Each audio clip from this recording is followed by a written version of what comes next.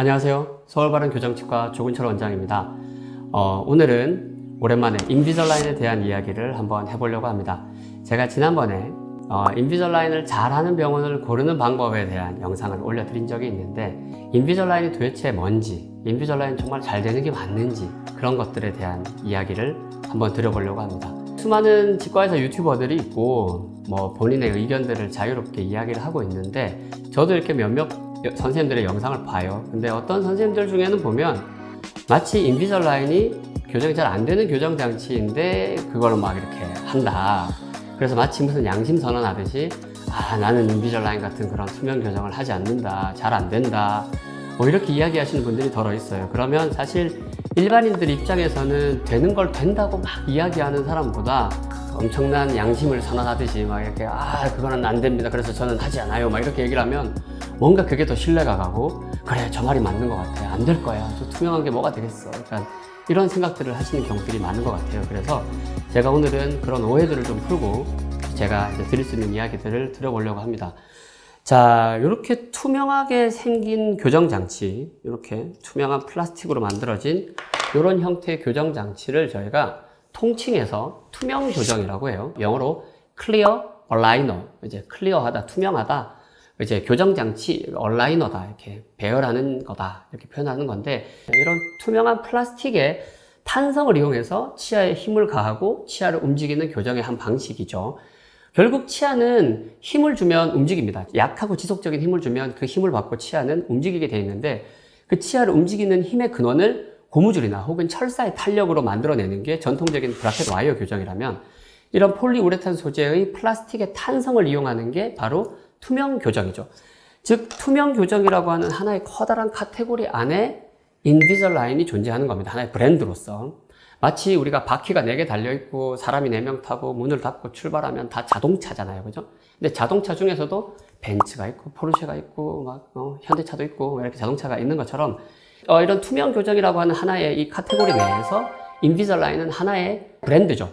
인비절라인이라고 하는 하나의 브랜드인데, 과연 이 인비절라인이 정말 잘 되는 게 맞는지, 그럼 이 투명 교정이라는 거 전체가 다 잘 되는 건지, 아니면 인비절라인만 잘 되는 건지 여러분들이 궁금해 하실 수 있습니다. 그래서 일단 기본적으로 대략적인 인비절라인의 역사와 저의 의견을 전달을 드릴 거고요. 인비절라인은 1997년에 미국 실리콘밸리에서 개발이 되었다고 이제 알려져 있는데, 이걸 치과의사가 개발을 한 게 아니에요. 치과의사가 개발을 한 게 아니고 어떤 공대생이 어렸을 때 교정을 했는데, 약간 이가 이게 유지장치를 열심히 안 껴서 앞니가 하나 틀어진 거예요, 살짝. 그래서 보기가 싫으니까 병원에 다시 갔죠. 병원에 다시 가서 이거 틀어졌는데 어떡하냐 이랬더니 그러면 본을 떠서 투명한 장치를 하나 만들어 보자, 이렇게 얘기를 한 거예요. 즉 투명 교정이 인비절라인이 시초가 아니에요. 그 전부터도 우리 교정계가 원래 쓰던 방식입니다.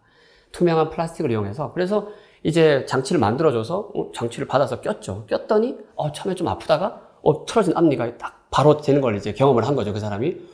아니 그러면 이게 이렇게 편하고 이렇게 좋은데 왜 날 처음부터 이걸로 교정을 안 해준 겁니까? 이제 이런 얘기를 의사한테 하니까, 이거는 다 됐는데 너처럼 이렇게 조금 틀어진 거, 이런 거 한 개 정도 만드는 거지, 이거를 수십 개를 만들어 가지고 치아를 미세하게 조금씩 움직여 가지고는 교정을 할 수가 없다, 그렇게 얘기를 하니까 이거 왜 안 되냐, 왜 안 될까. 결국은 투명 교정을 전통적으로 만드는 방식에 대해서 생각을 해봐야 되는데, 우리가 예전부터 만들던 투명 교정은요, 위아래 이제 본을 떠요. 우리 치과에서 본 떠보신 적 있으실 텐데, 핑크색 껌 같은 거 이렇게 꽉 본을 뜬 다음에 거기다 석고를 이제 반죽해서 부으면 석고 모형이 나오죠. 내 치아 모형이 석고로 나오면, 이걸 투명 교정은 어떻게 만들었냐면, 전통적으로 석고로 된 모형을 톱으로 치아를 하나하나 자른 다음에 내가 원하는 움직임을 조금씩 만들어내서 다시 셋업을 하고, 그 상태에서 이 투명한 플라스틱 판을 녹여가지고 진공 성형을 이렇게 압착을 해서 눌러 찍은 다음에 잘라서 입안에 끼우면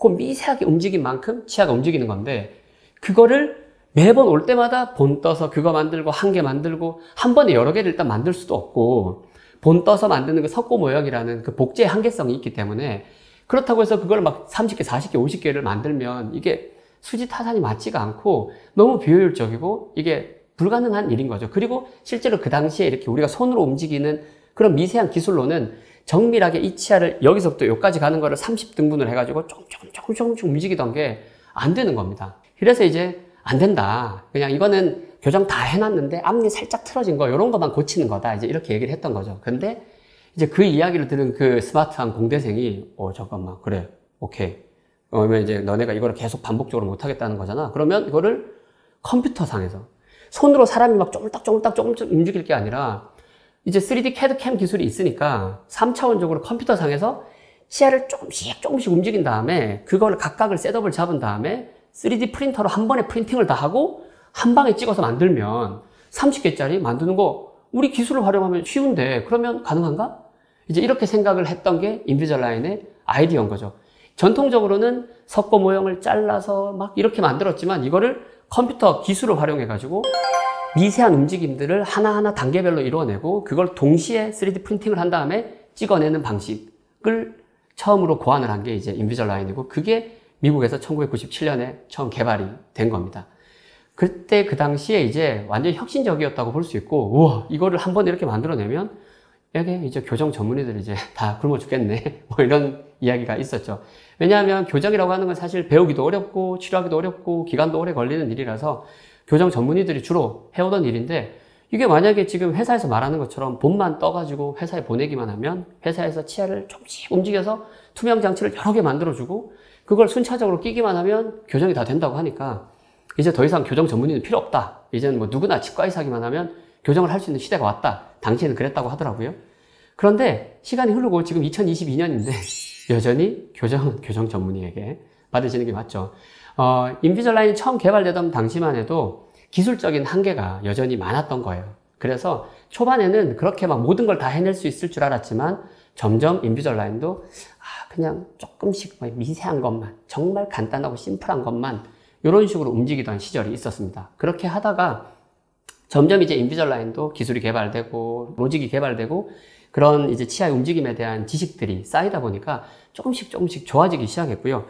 그러면서 특히 인비절라인이 엄청난 발전을 거뒀던 게 2013년인데 2013년을 기점으로 이 플라스틱 소재가 바뀝니다. 저희 병원에 상담을 오시면 제가 직접 만져보게 해드리고 하는데 이게 2013년 이전까지 쓰던 EX30이라는 재료고요. 떨어뜨려 보면 소리도 좀 달라요. 이런 소재가 딱딱하고 이때는 2주에 하나씩 바꾸던 시절이었어요. 그리고 정말 조금씩 움직이고 그래서 장치 개수도 엄청 많이 나왔고 정확하게 움직이기도 어려웠던 상황인데 이게 스마트 트랙이라고 하는 이 말랑말랑한 재료로 바뀌게 됩니다. 이 소재의 변화가 인비절라인의 혁신적인 변화를 만들어 왔죠. 그래서 우리 전통적인 브라켓 와이어 교정도 예전에는 아주 딱딱한 스테인리스 스틸 와이어만 사용을 하다가 그게 중간에 이제 재료가 개발되면서 말랑말랑한 형상 기어가끔 나이타이라고 불리는 나이티놀 혹은 나이타이라고 불리는 형상 기어가끔이 개발이 되면서 거기서부터 비약적으로 한번 발전을 하거든요. 마찬가지로 우리가 이 예전 인비절라인은 그냥 SS 와이어, 스테인리스 스틸 와이어 같은 거라면 새로 개발된 스마트 트랙 재료는 마치 나이타이 와이어처럼 많은 탄성을 가지고 있고 이제는 요거를 이제 일주일에 하나씩 바꾸죠. 일주일에 하나씩 교체를 하게 되고 요거는 딱딱한 폴리우레탄 층이 있고 그 사이에 말랑말랑한 걸 넣고 딱딱한 걸 넣고 해서 세 층을 하나로 압축을 해가지고 만들어서 표면은 아주 매끈매끈하지만 실제로 엄청난 탄성을 가지고 있는 그런 소재예요.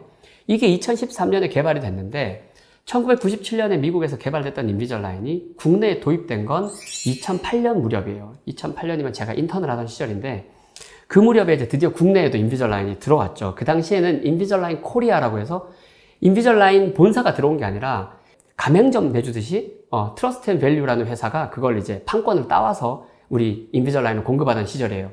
마치 우리가 애플을 생각해 보면 애플 코리아가 들어오기 전에 프리스비라든지 뭐 이렇게 A샵 이런 데서 맥이랑 애플 같은 걸 팔았잖아요. 그러다가 드디어 이제 우리도 애플 스토어가 생겼죠. 우리나라도.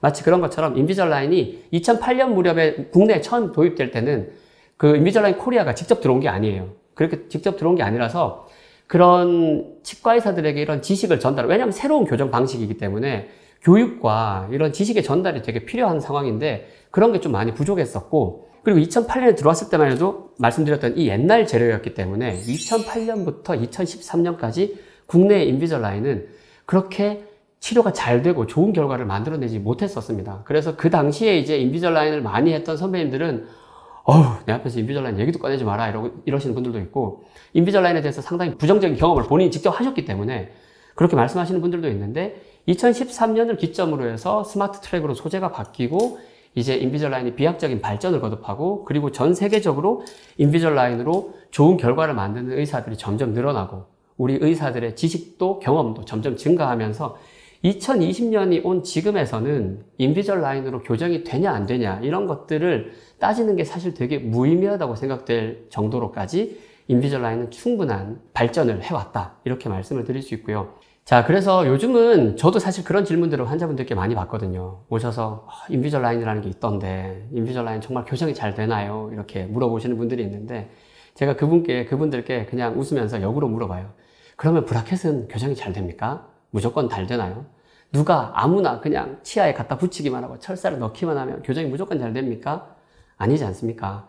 자, 생각을 해보시면 교정이라고 하는 것은 뭐 브라켓을 활용을 하든 뭐 브라켓도 종류가 되게 많잖아요. 뭐 설치 교정도 있고 바깥으로 붙이는 교정도 있고 뭐 클리피시, 데이몬 뭐 각종 교정 장치들이 존재하고 여러 장치들이 있는데 교정 브라켓이라고 하는 거를 우리가 치아에 갖다 붙이고 철사를 넣기만 한다고 자동적으로 교정이 다 잘 되는 거는 아니죠.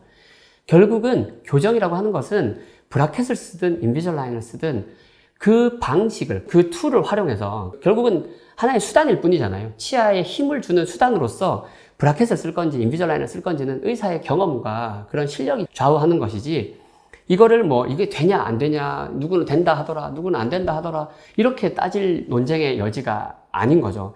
그래서 질문의 핵심은 인비절라인이 교정이 되나요가 아니라 원장님이 보시기에 저의 부정교합은 인비절라인으로 치료가 가능하다고 보십니까?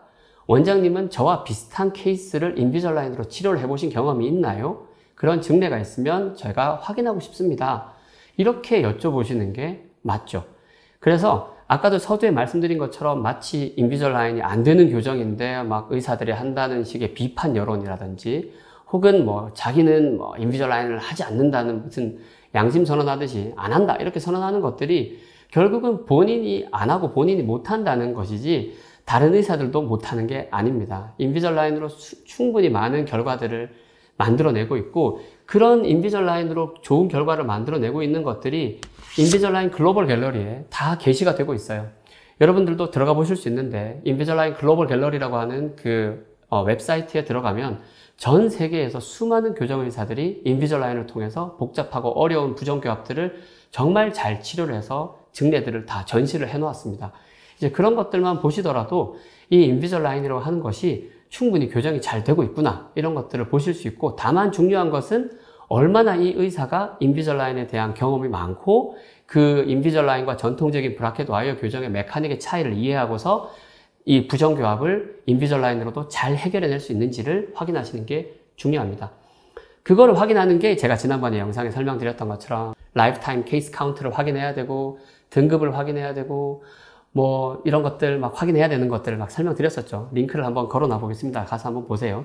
자, 그래서 인비절라인이 잘 안 된다고 주장하시는 선생님들의 의견에는 제가 그렇게 답변을 드릴 수 있을 것 같고 또 가끔은 어떤 경우도 있냐면 이제 인비절라인의 초심자예요. 이제 인비절라인 증례가 많지 않고 환자분들께 막 나 이만큼 했어요 막 이런 거를 막 아직 떳떳하게 밝히기가 어려운데 그런 분들은 또 어떻게 이야기를 하시는 경우가 가끔 있냐면 인비절라인이 뭐 잘 된다고 인비절라인 자체가 막 무조건 잘 되는 것처럼 그렇게 또 얘기하시는 경우들도 가끔 있을 수 있는데 인비절라인은 결코 절대 자동으로 잘 되는 교정 장치가 아닙니다. 제가 이걸 가끔 자동차에 비유를 많이 드리는데 우리가 자율주행이라는 게 있잖아요. 그죠? 자율주행이 2단계가 있고 3단계가 있는데 혹시 여러분 차이를 아십니까? 2단계 자율주행과 3단계 자율주행의 차이를 뭐 차선을 확인하고 차선을 따라가고 뭐 사고가 안 나게 방지하고 다 비슷한데 2단계 자율주행은 사고가 나면 운전자가 책임을 지고요. 3단계 자율주행은 사고가 나면 자동차 제조사가 책임을 집니다. 그 책임의 여부의 차이죠. 기술의 차이가 아니거든요.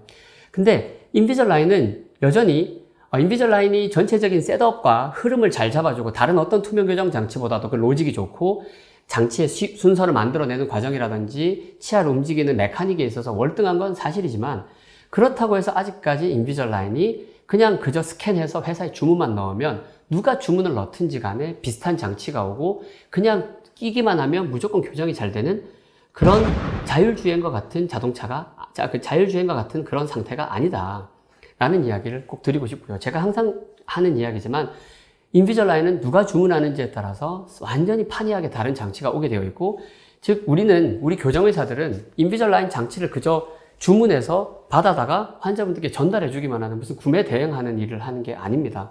저희는 환자분의 교합을 처음부터 끝까지 책임지는 교정 전문 의사로서 인비절라인이라고 하는 장치를 수단으로 활용할 뿐이지, 인비절라인이 결코 자동적으로 교정이 잘 되는 게 아니에요.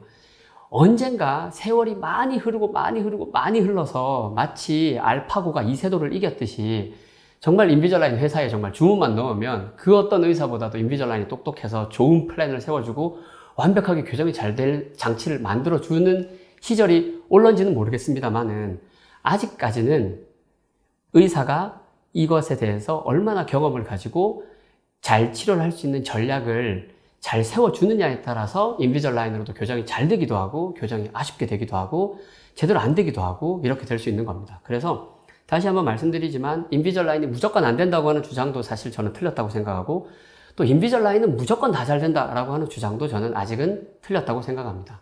인비절라인은 정리하자면 현대 존재하는 투명 교정 장치 중에서 가장 소재가 좋고 가장 로직이 좋고 가장 치료가 잘 되는 투명 교정 장치임에는 틀림이 없습니다만은, 이거를 아직까지는 의사의 역량과 경험과 지식이 이 인비절라인과 함께 만났을 때야만이 교정 치료가 잘 되는 것이다.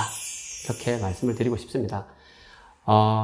긴 이야기 들어주셔서 감사하고, 인비절라인이라고 하는 교정을 알아보시는 데 있어서 저의 오늘 이런 영상이 도움이 되셨기를 바랍니다. 또 질문 있으시면 언제든지 댓글창에 답글 남겨주시면 제가 성심껏 답변 드릴 거고요. 오늘도 건강하시고 긴 영상 시청해 주셔서 감사합니다.